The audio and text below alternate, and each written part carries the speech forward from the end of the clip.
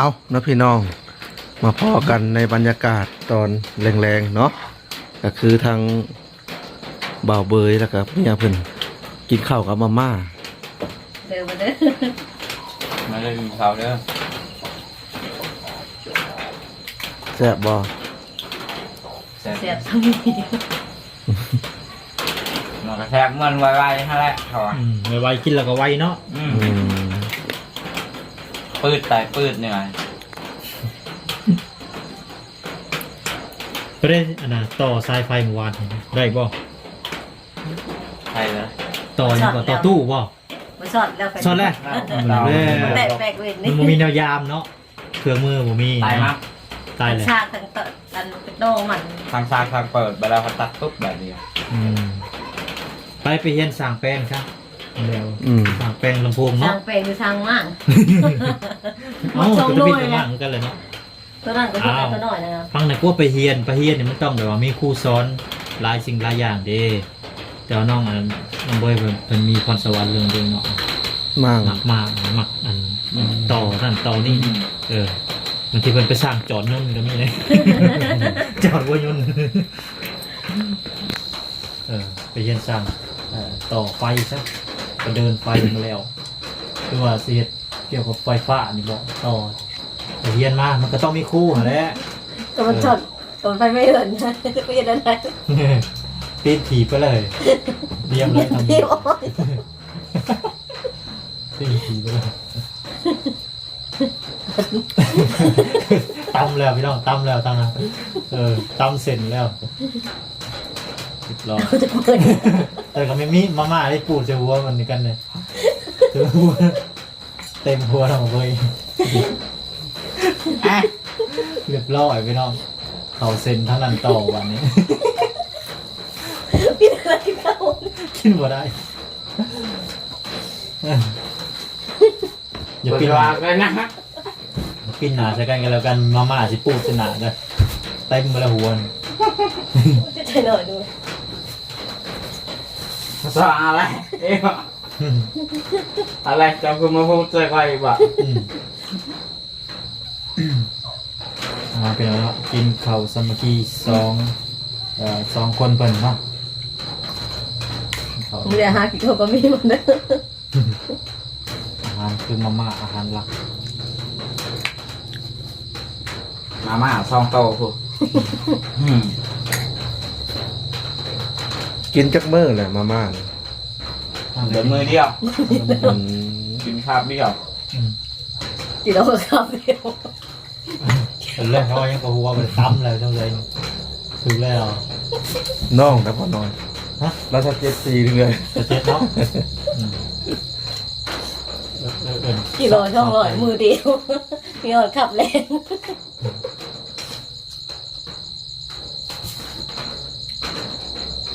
นานเบิร์ดกับท้องนำมันหนึ่งใช่ป่ะเนี่ยมันเบิร์ดเลยท้องนำมันหนึ่งใช่ป่ะเมื่อกี้เรานำมันหนึ่งยังขี้ข้านท้องนำมันหนึ่งใช่มาม่าจากห่อจานแล้วให้ลูกช่องบ่ให้ลูกกว่า2ห่อบ่ห่อเดียวอิ่มบ่ห่อเดียวอิ่มก็จำเป็นต้องใส่เขาหลายๆแต่ก็เอาจานเลยตอนนี้หน่อยจานเขาใส่มันจะพูขึ้นหลายดิตักกินยามันเป็นหยอดเขาลงทางบอกกินกลางคืนบุกินร้ายก็ได้ครับบุจะเป็นต้องกินร้ายกินนอนนะอะไรกินนอนมากินร้ายพอลายจนอิ่มแต่ว่ามันมีกับอิ่มได้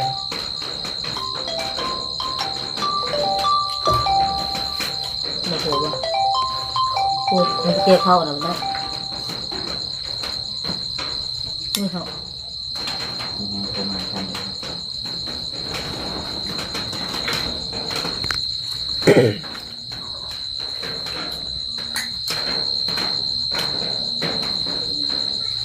สำหรับคลิปนี้ก็เป็นคลิปพามาเบิ่งพา FC น้องเบยมาเบิ่งเพิ่นกินข้าว2คนเนาะหลายๆคนก็ว่าเพิ่นบ่มีเตียงกินข้าวบ่เนาะก็คือเตียงของเพิ่นเอาเข้ามานอนเบิดแล้วพี่น้องทุกคนตามมาว่าบ่เห็นเตยนั่นแล้วว่าเตยอยู่ไหนซึ่ง FC บางท่านเพิ่นก็คอมเมนต์มาเนาะว่า บ่อยากให้กินข้าวในบนนอนเพิ่นว่าเนาะอยากให้กินบนใดบนหนึ่งหรือว่าอยู่พื้นอหย่างประมาณนี้พื้นแบบนี้เนาะแต่เพิ่นสะดวกแบบนี้เนาะพี่น้อง กินก็คือมุดจื้อ มันชื่อก็ปัสมุน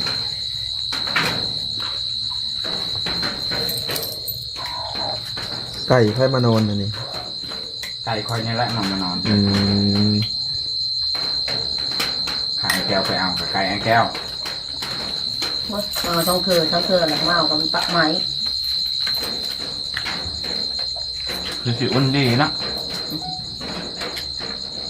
แซ่บเสยเนาะ อยากช่วยมีช่องมีหอเดียว ซึ่งเฮ็ดเพิ่นกินทุกมื้อเลยพี่น้องเอ้ยมาม่ากับข้าวนี่เจ้าก็เห็นบ่มานอน เป็น แซ่บพอไม้ดิบปากมัน อย่าโอ้นะอย่าอะไรไม่เลิกกินข้าว มื้อนี้สาวใจเพิ่นอารมณ์ดีมื้อนี้เนาะ ซื้อเพิ่นใจบ่ แม่น โอ้เฮาก็ฮู้ซื้อเพิ่น เมื่อเราคอยถามได้ครับ โอ้ซื้อใจเนาะ ใจเดียวอ่ะหรือว่าสองใจ ใจวันเลยช่องใจบอกอย่าทำดู ใจสองผัวดิ มากมึงดูใจเรามีจักอันออกมาเบิ่ง มาอะไรกับประกอบ มากูมากเนาะ แต่คือจะต่อตู้นะวะ มาออกกับประกอบกะว่าประกอบเบอร์ถึกนอนมันกระห้งแล้วง่ายๆให้เสียเส้น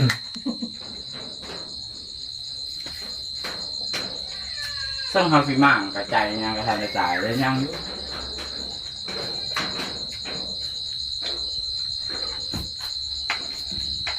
แบบประกอบพันดินดาวไปจากยูซื่อๆตายเลยแบบฮาราโคซิแลนจะเหื่อน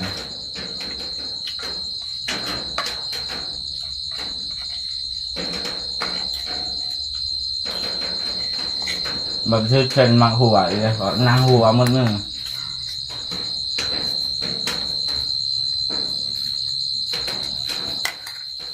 ว่าบนจะบนนี้ ป่าเจ้ายังจำบ่อิ่ม เกรงใจกันบัดนี้เนาะอันตอนเกรงใจเลยคือ ก็ว่าตั้งเอา ใช่ที่เป็นรถหัวเดียวกันแล้วเสียสละให้เมียปลาไว้ให้เมียแต่พอเสียพยัญชนะเราอะเสียแต่สละ ชนะเอาชนะก็รอดเซตเติร์ดมันนี่เจ้าหน้าอยู่นอกสิตักให้ไผ่กินให้ไผ่นี่ แต่ใจไปตั้งเอาหม้อไปเลย ไม่ใช่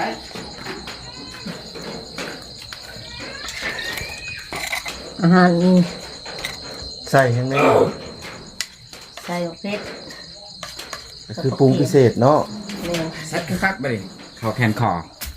อแขนเข่า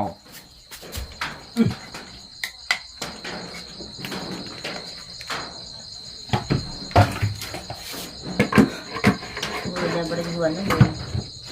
มื้อพากันไปเกี่ยวข้าวบ่ นี่ โบแมน เพิ่นว่าไปจักมื้อนะ ไปมือหนึ่ง14 ชั่วโมงประมาณนี้แหละ สิได้เมื่อบ้านเลยเด้เนาะ บ่เกี่ยวข้าววันบ่บู เกี่ยวข้าวบ่บัวแล้วก็จังได้เมื่อบ่ ได้เงินแล้วก็มือ โอ้ ยังบ่มีเงินจ้างเขาหรอก ใช่ว่าเจ้าสิอันคอน้ำพี่น้องเพิ่นบ่ให้บ่ จับตัวเขาบ่ได้ ยังบ่ฮอดเดือนเนาะประมาณมี300,000ก็เมื่อได้แล้วว่าบ้านเนาะ 3 เซนออกได้แต่ค่าขี่รถ โอ้ 2 คน ต้องระดับล้านบ่7-8 แสน5-6 แสนเนาะ ตรงนี้ก็3 เซนไปฮอดเซนฮอดพุ่นก็80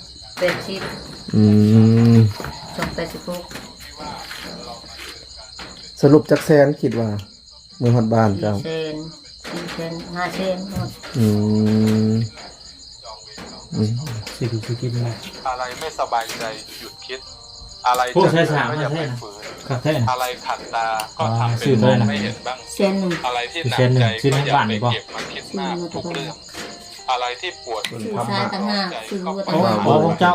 อะไรที่ทุกข์ อ๋อ ใจ คือ ก็ปล่อย จะซื้อมาแต่บ้านจะพูดเนาะ นี่ อะไรที่ไม่สำ แสนหนึ่ คัญ งจะบ ก็ อก ลืม เซนหนึ่งแต่ชายมือ ไม่หนัก สายมันจะซื้อฮะ นี่ พอใจในสิ่งที่ทำ ได้ฉากบ่เนี่ย หรือเพื่อเป็นบทเรียนหรือเพื่อเป็น ไม่ได้ การล เนาะ งโทษ เพื่อเป็นเจ้ากรรมนายเวรเพื่อจองเวรจองกรรมต่อกัน 60องศา อะไร มันบ่ ไม่ส ไป บาย ก็ ใจหยุดคิด ซะ เก้า อะไร สิบ จะ 90 เกิดก็อย่าไป องศา ฝืนอะไรขัดตาก็ทำเป็นมองไม่เห็นบ้าง 90 อะไรที่หนักใจก็อย่าไปเก็บมาคิดมากทุกเรื่อง มี อะไร 360 ที่ เลยเนาะแม่นบ่ หัวร้อนใจ 360 ก็ปล่อยผ่านไป ของงอ อะไรที่ 90 ก็ปล่อยไปอย่าไปยึดติด 45ประมาณนั้น อะไรที่ไม่สำคัญก็ลืมไปได้ ไม่หนักใจ อากู พอใจในสิ่งที่ตนมีพอดีกับสิ่งที่ตนเป็น เบิ่งทำมงทำหมาแล้วได้น้องเบยบัดนี้ เฉพาะคนมีบุญเท่านั้นที่จะเห็นคลิปนี้ กดหัวใจเพื่อความมั่งคั่ง แชร์คลิปนี้และแสดงความคิดเห็นสาธุเพื่อเปิดโชคชะตาของคุณ รีบแล้วเนาะ อยู่ได้มีช่องหัวมีหัวเดียวก็ช่องคนสี่ กินบ่เบิดช้ำเนาะ วัดค่ะมันเพชรในกล่องกระเช้าเพชรลายหมด บ่กับอันอิ่มใจเนี่ยนะอยู่กัน เบิ่งโทรศัพท์โลกภายนอกก็มีพี่น้อยที่อยู่แต่โลกภายในเนาะในคักในนี่ในป่าเด้ ใครเห็นคลิปนี้แช่คลิปนี้ออกไป อยู่กันจนแกชรา คำว่าผัวเมียบ่มีก็ชุบคำว่าผัวเมียบ่มีก็ช่วย โทรศัพท์เรื่องกับเศร้าแล้วคนแกงที่เนี่ยแกงใส่เรื่องเจ้ามุนเลย มื้อเช้านี่ทั้งเจ้าได้กินข้าวกับหยังแต่เช้าเลย เมื่อเช้านี่แกงกระดูก ฮะ งูแกงกระดูก เกี่ยวกระดูกหยังอันนะ แกงกระดูกงูอันแก้วให้ อ๋อตอนเพลนเด้จ้ะ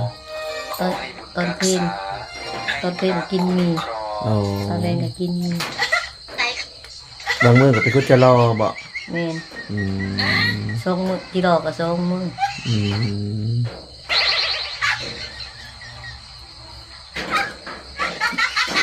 มือเนี่ยไปเกี่ยวข้าวแล้วมือนี่ อื่นไปแต่เช้าบ่เกี่ยวข้าว เนี่ยเขามาเอาแต่เศร้าก็ไปแต่เศร้า โอ้เพิ่นสิมาหับเอาบ่ แม่น ในทางที่บ้านอยู่ประเทศไทยก็มีบ่เขาตัวนี้ทุกคนอยู่ประเทศลาวเอิ้นว่าเขาไกลน้อย อยู่ภาค กูมาหามือเห็นเลยไปเกี่ยวข้าวบ่อยจ้างมือละมือหนึ่งเซนซาวบะบัตรคือทาง แม่นและช่วงนี้มีงานอยู่เกี่ยวข้าวเจ้าก็เกี่ยวไปล่ะจัก5มื้อก็ได้ราคารถกลับบ้านเนาะ นี่ ส่วนมื้อละแสน2คนก็5มื้อก็ล้านนั่นแหละเด้ มือเซนซาว แสนชาวผม ในบ้านเขาจำมือเซนนะอันนี้มือเซนซาวกับที่เข้าน้ำเขาเด้ก็มือเซนห่างที่เขาเอง อืม ที่เขาเอง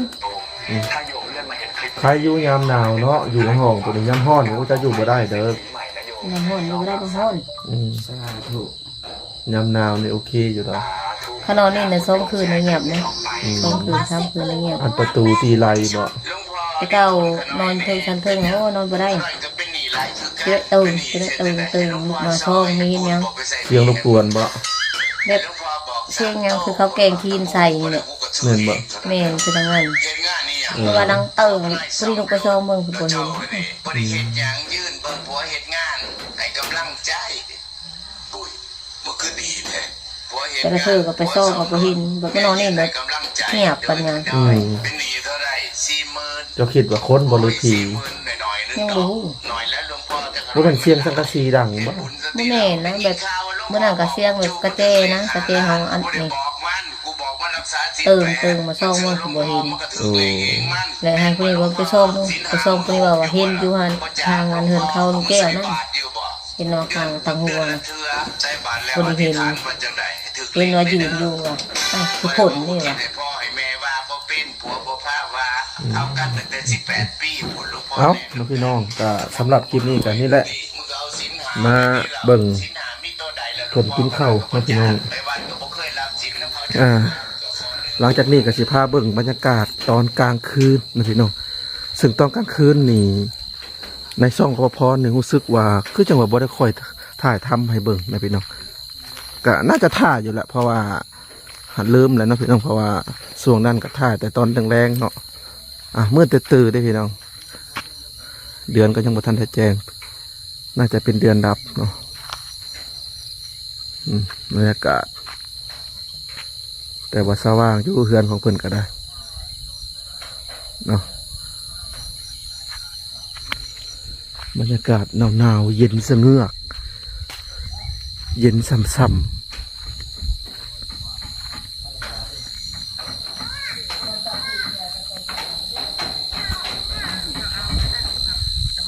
แต่ก่อนแถวนี่นะโอ้โมมีไฟกล้าอยู่ได้พี่น้องหลายๆคนกับย่านเด้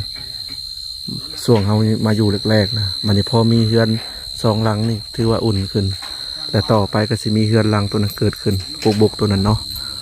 ชาวบ้านเพิ่นมาซื้อวังส่วงเดือนหลังเนาะก็ถือว่าต่อไปหลายปีข้างหน้าก็สิมีแต่บ้านได้พี่น้องแถวนี้เต็มเมื่อละเนาะ100 ปี200 ปีข้างหน้านี่ก็โยจะเลิศแล้วตอนนี้มีแต่บ้านเต็มนะบ่อนนี่ก็เป็น4 แยกนะพี่น้องแต่ว่าฮอดคันนั้นก็ คนที่เบิ่งในขณะนี้หรือว่าบ่พรกันน่าจะบ่ได้อยู่เลยนะพี่น้องเพราะโลกนี่บ่แม่นคลองไผ่นะพี่น้องแค่เฮามาเยือนอยู่ชั่วคราวแต่ว่าโลกหรือว่าบ้านเมืองนี่ก็พัฒนาไปเรื่อยๆได้พี่น้องเอ้ยพัฒนาไปเรื่อยๆ100 ปี200 ปี300 ปีจุดชุมนี่ก็สิเป็นเมืองก็ถือว่าเจริญเนาะฮอดคันนั้นโอ้เนาะพี่น้องถ้าเป็นไปได้อยากอยู่เบิ่งฮอดคันนั้นคือสิดีเนาะอันนี้ก็เป็นกระท่อม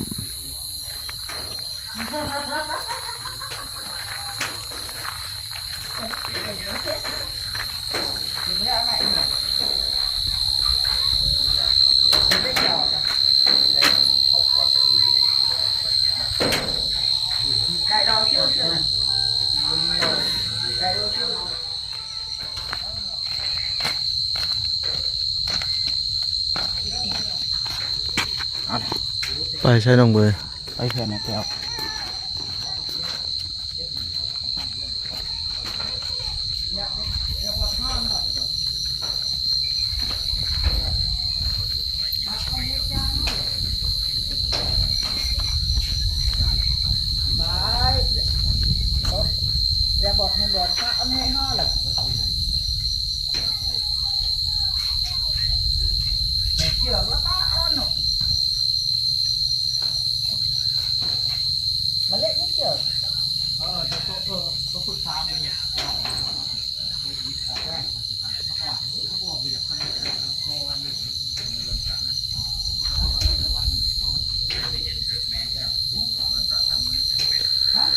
เอาละพ่อพี่น้องตอนนี้ก็มาฮอดช่วงท้ายคลิปแล้วเนาะซึ่งสำหรับคลิปนี้ก็เป็นคลิปพา FC น้องเบยเนาะพี่น้องมาเบิ่งเพิ่นพาภรรยาเพิ่นกินข้าวกับมาม่าเนาะก็คือต้มมาม่าห่อเดียวแล้วก็เอาข้าวเหนียวจ้ำเนาะพี่น้องเพราะว่าบ่มีของอยู่ของกินเด้ล่ะเนาะ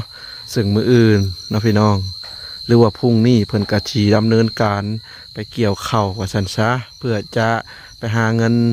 จ้างค่ารถเมื่อเนาะส่วนค่ารถ2 คนจากนี่ไปเพิ่นว่าประมาณ 6-7 แสนน่าจะฮอดนะพี่น้องเนาะเพราะว่าเข้าทั้งเมียเพิ่นก็ถือว่าสุกแล้วนะพี่น้องเนาะซึ่งน้องเบยเมื่อในครั้งนี้ก็อาจอยู่ได้ประมาณ1 เดือนนะพี่น้องถ้าบ่เดือนก็ประมาณ20 กว่าวันพุ่นละจนเข้าแล้วเพิ่นจังได้มาเนาะโอ้จังพ่อจังมืดเนาะเพิ่นบ่ได้เปิดไฟข้างเทิงบ้านเนาะถ้าเปิดแล้วก็ถือว่าสว่างอีกแบบนะพี่น้องเพิ่นกับเมื่อกะประมาณ